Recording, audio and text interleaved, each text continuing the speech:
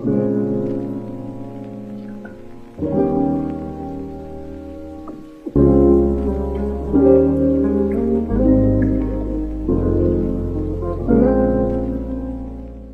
somehow that one story resonates more because there is a sense of relatability you can make with storytelling. I cannot relate with a statistic, but I can relate with a person.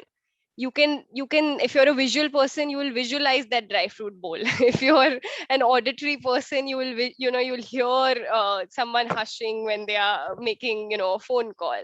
If you're a kinesthetic, you're a feeling person, you will feel that emotion that I am trying to describe, which I cannot do through a statistic. So I had this thought that what if I was not in my position? And what if I was not working remotely from the comfort of my home?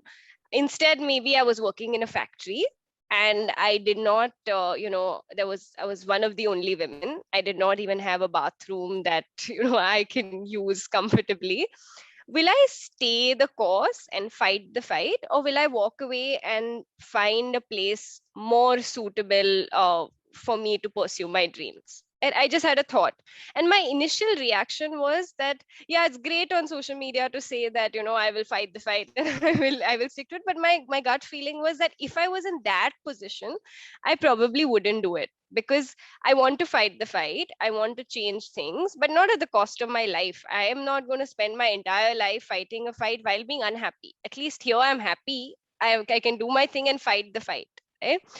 And I put up that post that was so hypothetical, and I obviously won't name the girl. I had a girl message me saying, you know what, I've been trying to have. She was not in a factory also, so just imagine the relatability of the story. But she was in a position where she had been meaning to have this conversation with her boss that she could not have. She sent me a direct message on LinkedIn saying that, I read this and I feel like I will now have this conversation that I've been putting off. This was just last week, and that felt so special because we think, oftentimes I've also had, when you're writing, you feel how much can words do. They can, sometimes you feel, are they just words? Like, are you really changing anything? Like, can a story really make any change? But then when you get a message like this, and then she messaged me at the end of the day, actually at like around 10 p.m. I remember, but I generally don't look at my phone at that time. And I got a LinkedIn message and she said, I had the conversation and it went well. And I think I'm going to get what I need in terms of, she didn't tell me the problem. I don't know where exactly she worked, what her problem was, who her boss was, but that story, not even about me, somehow resonated with her and helped her create actual change in her workplace. So I'd say that is the power that storytelling has.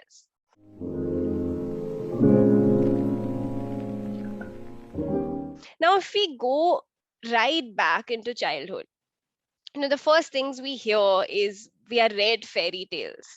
Now, we know they're not true, but the messaging in it stays with us. The messaging of, even with all the privilege I have and, all everything my mother has taught me to be independent, to it takes a lot of unlearning of those story themes, those message themes that have stayed with you, because somehow in your conscious mind, no matter what anybody says and how much you read, you believe that there is going to be a guy in your life who's going to come and make things better, right? At some point. So there's a lot of unlearning, and those messages stay with you, which is why it's so great now. You'll hear, if you even Google about it, there's a lot of people thinking about rewriting our fairy tales, right? We've already seen some of those happen, and I think that's so great, because right from childhood now, the stories we listen to, the messaging we listen to should be different. We can still have stories of love, we can still have stories, but we should have stories of ambition as well. We should have stories of gender equity, where a man is talking about love and a woman is talking about a career, and both can do both, and so many other themes, right?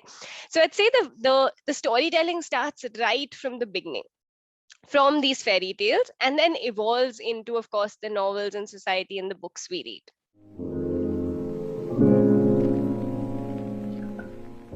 We talk about having less female producers, writers, directors, authors. It's, why is it needed? Because there's a different perspective. If you give you and I the same subject matter, we will create a different story out of it. So of course, if you give two different genders a different subject matter, they will handle character. You see the characters written about men by women in women led movies versus they are so layered. Like you will have men showing emotion and they're not just doing action, and that changing. Where is that coming from? That's coming from a different perspective.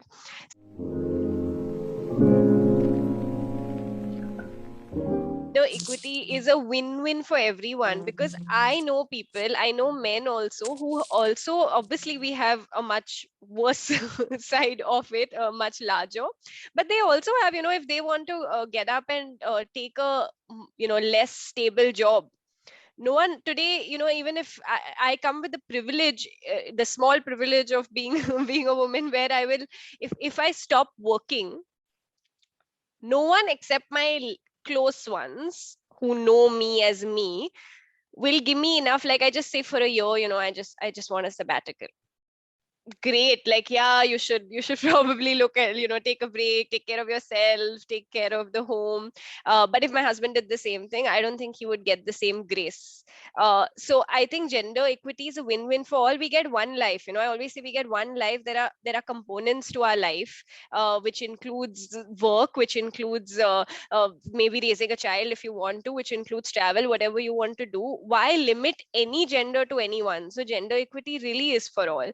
When you're writing a book, when you're writing a post, let's make sure when we are describing the introduction of a woman, or when we are showing her intro on screen, it's not about her legs or what she's wearing, or we are describing her bosom, or we are describing this. Like, let's describe women in different ways. When we are showing a scene in a house, let it be okay for a man to get chai, and let that not be the storyline.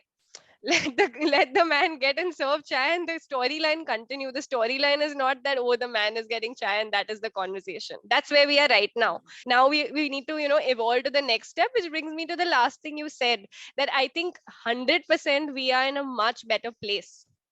But we are in a much better place because women like yourself, so many women who have spoken out, who have said no, who have, despite challenges, done more, that today we have the voice to say this. So I think we owe it, as you said, to the next generation, to keep saying more of these stories, so that we reach a point where it's not a conversation.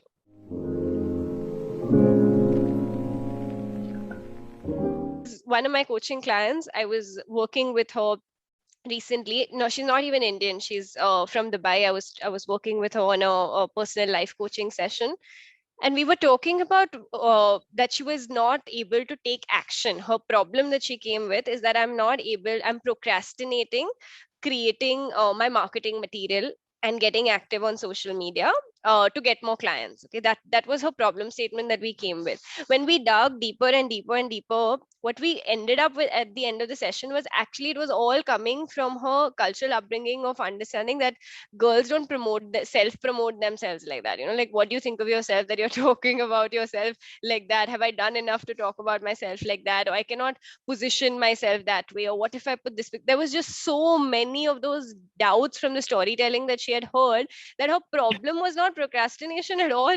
Like, she started believing she's someone who's not doing the work, but once she knew why she was not doing the work, she could start doing the work. So oftentimes the storytelling is so deeply ingrained in us in terms of gender equity, that we relate it to different subjects. We pick up words like procrastination and FOMO, and any other words that we hear, and make it our problem. But our problem is something basis the story we are telling ourselves, or that we've heard.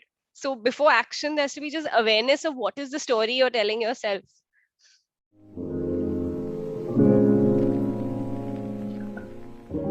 I see a lot of personal stories floating around.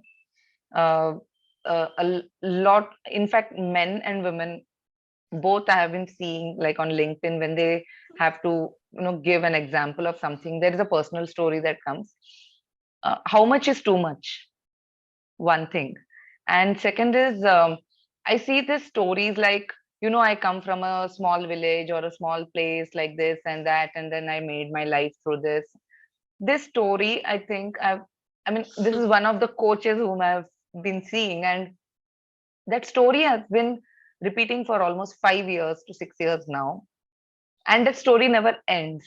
So where should we end this kind of personal stories? It's a very interesting question. um, I'd say first, how much is too much, I think is a personal question, because for somebody, saying anything at all is too much because they are uncomfortable saying anything about their life. Uh, so I'd say the line is something you draw for yourself. I can tell you how I do it in terms of defining what I'm okay to share and what I'm not. So one, I something that's very important to me is that stories are authentic, in terms of the fact that they're true. I don't think that's something that we need to say, but sometimes you do. So just making sure that firstly they're true, and that they are, if they are not, they're put in a way that explains it's fictionalized, right? So for me, that's important. In terms of where I draw the line, I'd say for me, again, I follow my gut, so I'm not very comfortable. So I never tag anybody in my in my posts unless it's an actual conversation I've had with that person, and it's more professional generally. Like I'll never tag family or somebody in my even if it's Instagram, in terms of my writing page. I don't share. I mean, I don't have a kid yet, so I don't know. But I think at the moment, if you ask me, like it's my line. It's not right or wrong. I don't think I would be comfortable putting that. Maybe I would say a story if it came from a learning I had. But like pictures for me, I've never shared family pictures, even pictures of myself. I think this year was the first time I've put two pictures in two different posts across 3 months, and that also came from actually a story thing, because you hear so many stories. There was this fear when you're in sales and when you're younger and you're in roles, and you're writing on social media. I actually had this thing that I want to make sure my writing is heard enough before I put out any pictures of any kind, because I don't want the credit of any kind going to a picture. I want it to be about my work, whether it's sales, whether it's writing. So that was a line I drew for myself. So I think everyone draws their own lines. Now, in terms of frequency, again, that depends on creators. So for me, at the moment, I do, once a week generally is a post I do. I don't have a very fixed, I'd say, calendar on topics, but I've observed when I've been seeing, looking back at stats or seeing what's worked. I do at least one gender equity post a week. Someone had observed and told me this, but it was never a content bucket. It was I write what's on my mind, and clearly that's on my mind a lot. So it comes out at least once a week. A lot of people repeat their posts sometimes because of the algorithm. This is just a social media thing that they feel like it's been, only 5% or so people have been exposed to their content. So I will reuse it. So another 5% see it. I'm not sure how that works. I haven't tried it yet. I've not yet repeated content, but never say never for anything. You don't know where you are at some point. But yeah, I think it's a line you have to write on your own. And when you're consuming it also, I think I always tell people that do like a social media detox as well, in terms of your like a cleanup. Follow only people that are truly inspiring you. There's lots of content out there now, so make sure that if something should either leave you feeling uncomfortable in a good way, that you're learning something from it, or else leaving you feel inspired or good. And if that they're not doing that, then I mean social media is much easier than real life. You can just unfollow the person and make sure if it's not adding value to your life, it's not on your feet.